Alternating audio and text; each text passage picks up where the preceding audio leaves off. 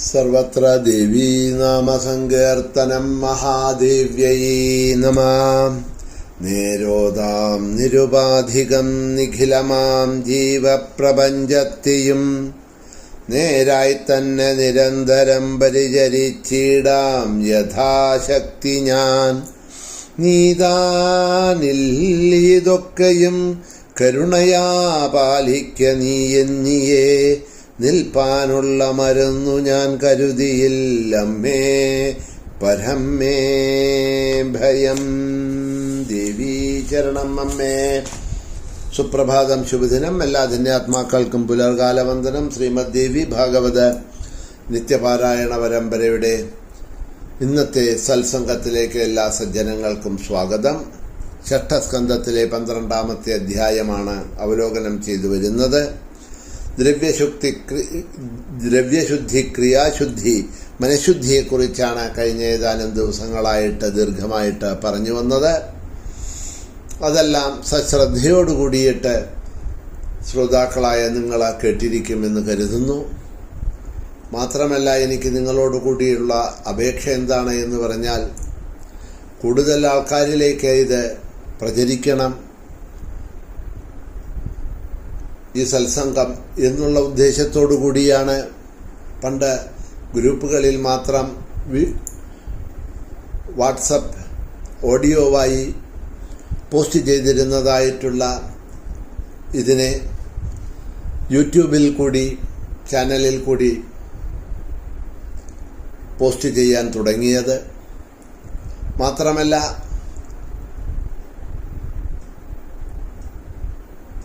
ആഴ്ചയിലൊരിക്കലോ ചിലപ്പോൾ മറ്റു സാഹചര്യങ്ങൾ കൊണ്ട് തുടർച്ചയായിട്ട് കുറച്ച് ദിവസങ്ങൾ കേൾക്കാൻ കഴിയാത്തവർക്കും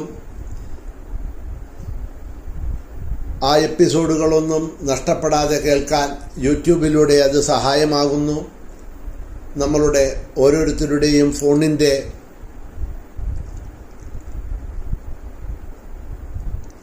ആ സ്റ്റോറേജ് കപ്പാസിറ്റി അത് ബാധിക്കുന്നില്ല. യൂട്യൂബിൽ കിടക്കുന്ന കാരണം കൊണ്ട് നമുക്കത് എപ്പോൾ വേണമെങ്കിലും എത്ര പ്രാവശ്യം വേണമെങ്കിലും കേൾക്കാൻ കഴിയും എന്നുള്ള കാരണം കൊണ്ടാണ്. കൂടുതൽ സജ്ജനങ്ങളിലേക്ക് ഇതിനെ എത്തിക്കാനായിക്കൊണ്ട് നിങ്ങളിതെല്ലാം കേൾക്കുന്നതോടെ കൂടെ തന്നെ ഈ ചാനലുകളെ മറ്റുള്ള ഗ്രൂപ്പുകളിലോ അറിയുന്നവർക്കോ ബന്ധുമിത്രാദികൾക്കോ എല്ലാം ഇതിനെ നിങ്ങൾ ഫോർവേഡ് ചെയ്യണം, അയച്ചു കൊടുക്കണം, അവരെയും ഇതിൽ തൽപരരാക്കണം കേൾക്കാനായിക്കൊണ്ട്. അപ്പോഴാണ് പൂർണ്ണത ഇതിൻ്റെ ഫലങ്ങൾ കിട്ടുന്നുള്ളൂ. യൂട്യൂബിലൂടെ ഇതിനെ പോസ്റ്റ് ചെയ്ത് ധനം സമ്പാദിക്കാനൊന്നുമല്ല. കാരണം മില്യൺ കണക്കിലുള്ള വ്യൂസും സബ്സ്ക്രിപ്ഷനും ഒക്കെ വരുമ്പോഴാണ് യൂട്യൂബ് അത്തരക്കാർക്കൊക്കെയാണ് പണം കൊടുക്കുന്നത്. പണം ധനസമ്പാദനം ചെയ്യണമെന്ന് ആഗ്രഹിക്കുന്ന അത്തരം പലരും അങ്ങനെ ലക്ഷക്കണക്കിന്, ആയിരക്കണക്കിന്, ലക്ഷക്കണക്കിന് ജനങ്ങൾ കാണാൻ ഇഷ്ടപ്പെടുന്നതും അവരുടെ അഭിരുചിക്കനുസരിച്ചുമായിട്ടുള്ള കാര്യങ്ങളെയൊക്കെ ഇന്ന് അത്തരം മാധ്യമങ്ങളിൽ ഇട്ടുപോകുന്നത് നമുക്ക് കാണാം. പലതും നോക്കാനോ കാണാനോ കഴിയാത്തതായിട്ടുള്ള പോസ്റ്റുകൾ. ഇവിടെ അതൊന്നുമല്ല സമ്പാദനമല്ല. കാരണം 100, 200, 300, 500 പേരിലേക്ക് എത്തിച്ചത് കൊണ്ടൊന്നും യാതൊരു കാര്യവുമില്ല. ധനസമ്പാദനത്തിനൊക്കെ ആയിരക്കണക്കിന്, ലക്ഷക്കണക്കിനൊക്കെ പോകുന്ന സമയത്താണ് യൂട്യൂബ് അതിനൊക്കെ പ്രതിഫലം കൊടുക്കുന്നത്. അപ്പോൾ അതിൽ നിന്നും പ്രതിഫലം ഇച്ഛിച്ചുകൊണ്ടല്ല ഇത്തരത്തിലുള്ള പോസ്റ്റേജുകളൊക്കെ ചെയ്യുന്നത്. ആവുന്നതും കൂടുതൽ ജനങ്ങളിലേക്ക് ഇതെത്തിക്കുക, അതിനുള്ള സൗകര്യങ്ങൾ അവർക്കുണ്ടാക്കുക എന്നുള്ള ഒരു ഉദ്ദേശം മാത്രമേ ഉള്ളൂ. ആയതിനാൽ ആ ഉദ്ദേശത്തിനെ സഫലമാക്കാൻ ശ്രോതാക്കളായിട്ടുള്ള നിങ്ങളും നിങ്ങളാൽ കഴിയുന്ന വിധം, ആവുന്ന വിധം സഹകരിക്കുക, സഹായിക്കുക.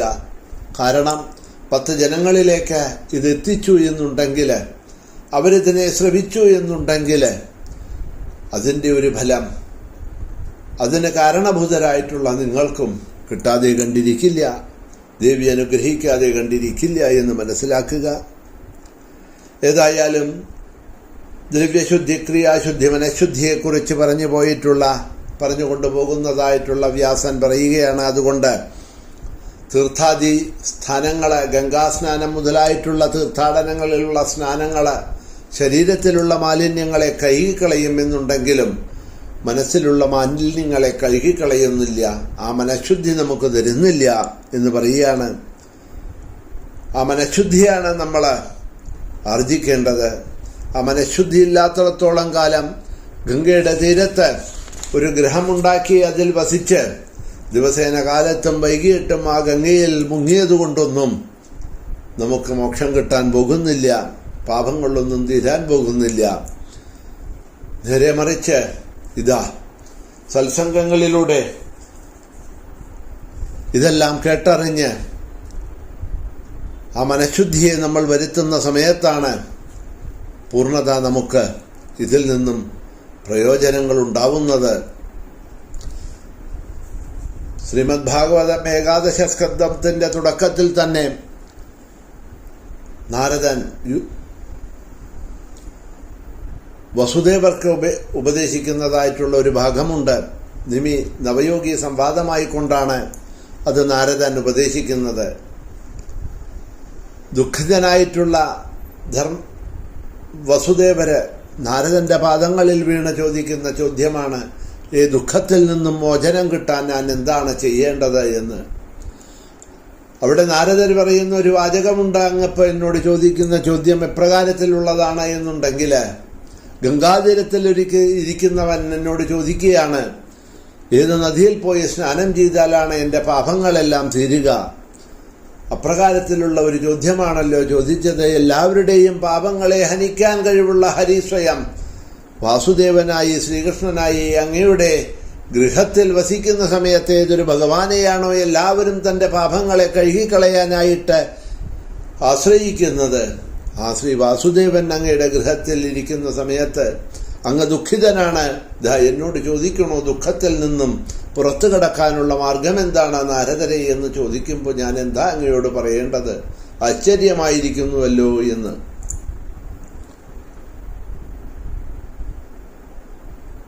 പറഞ്ഞതിൻ്റെ സാരം, ആ മനഃശുദ്ധി ഉണ്ടാക്കിക്കൊണ്ട് ആ ദേവിയെ അല്ലെങ്കിൽ ദേവനെ ആശ്രയിക്കുന്ന സമയത്താണ് നമുക്ക് സുഖവും സന്തോഷവും നേടാൻ കഴിയുന്നത്. എന്തായാലും ഏതൊക്കെ തീർത്ഥസ്ഥലങ്ങളാണ്, ക്ഷേത്രങ്ങളാണ്, ആശ്രമങ്ങളാണ് ഫലം തരുന്നത് എന്നുള്ളതാണല്ലോ ജനമേജയൻ്റെ പ്രധാനമായിട്ടുള്ള ചോദ്യം. അതിൻ്റെ ഉത്തരമായി കൊണ്ടാണല്ലോ വേദവ്യാസൻ ഇതെല്ലാം വർണ്ണിച്ചു കൊണ്ടുപോകുന്നത്, തുടർന്നു കൊണ്ടുപോകുന്നു. സദാ പുണ്യവും പ്രസിദ്ധവുമാണ് കീർത്തികേട്ട ബദരികാശ്രമം.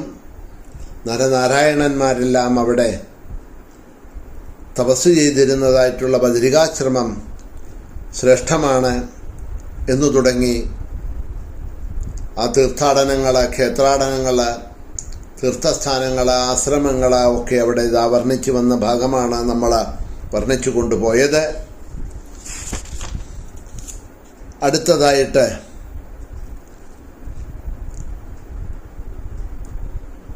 ഗംഗാദി പുണ്യ നദികളെക്കാൾ അതിപാവനമായിട്ടുള്ള തീർത്ഥമാണ്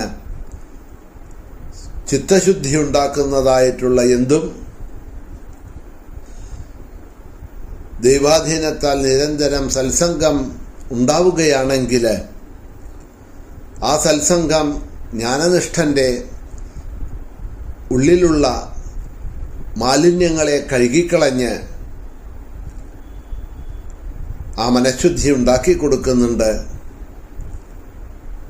വേദങ്ങളോ ശാസ്ത്രങ്ങളോ വ്രതങ്ങളോ തപസ്സുകളോ യജ്ഞങ്ങളോ ദാനങ്ങളോ അല്ല ചിത്തശുദ്ധിക്ക് കാരണം.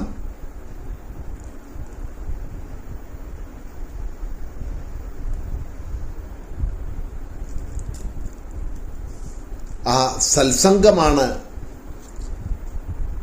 നമുക്ക് അത്തരം മനഃശുദ്ധി ഉണ്ടാവാൻ ഏറ്റവും പ്രയോജനപ്പെടുന്നത് എന്നുള്ളതിനെ ഇവിടെ പറയും.